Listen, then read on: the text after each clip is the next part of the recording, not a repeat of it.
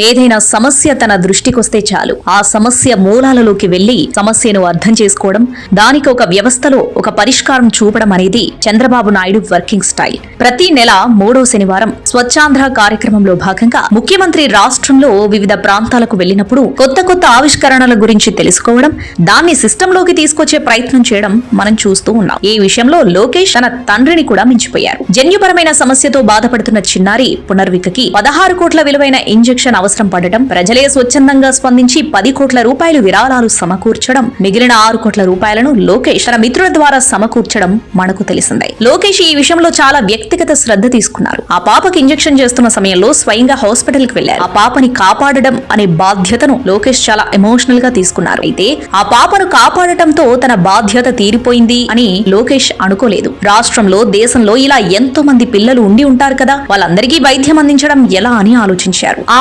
ఆలోచన నుండే ప్రాజెక్టు పునర్విక రూపుదిద్దుకుంది. జన్యు సంబంధ వ్యాధులపై అధ్యయనం చేస్తున్న అనంతపురంకు చెందిన డాక్టర్ రమేష్ కోనంకి గారిని పిలిపించుకుని ఆయనతో చర్చించారు. ప్రాజెక్టు పునర్వికలో భాగంగా అరుదైన వ్యాధులతో బాధపడే పిల్లల కోసం జాతీయ స్థాయిలో ఒక పాలసీ తీసుకురావడం, అంతర్జాతీయ ఫార్మా సంస్థలతో సంప్రదింపులు జరిపి ఇలాంటి ఖరీదైన మందుల ధరలను తగ్గించే ప్రయత్నం చేయడం, మన దేశంలోనే ఇలాంటి ఖరీదైన మందులను తక్కువ ధరలో ఉత్పత్తి చేసే అవకాశాలను పరిశీలించడం, అరుదైన జబ్బులతో బాధపడే పిల్లల తల్లిదండ్రులకు అవగాహన కల్పించడం అనే లక్ష్యాలను పెట్టుకున్నారు. 11 నెలల చిన్నారి విషయంలో లోకేష్ ఎమోషనల్ గా స్పందించడం, 6 కోట్ల రూపాయలను సహాయం చేయడం, ఇలాంటి పిల్లల కోసం ఒక దీర్ఘకాలిక ప్రాజెక్టు చేపట్టడం చూస్తే ఖచ్చితంగా ఆయన తండ్రిని మించిన తనేడు అని ఒప్పుకోవాల్సిందే.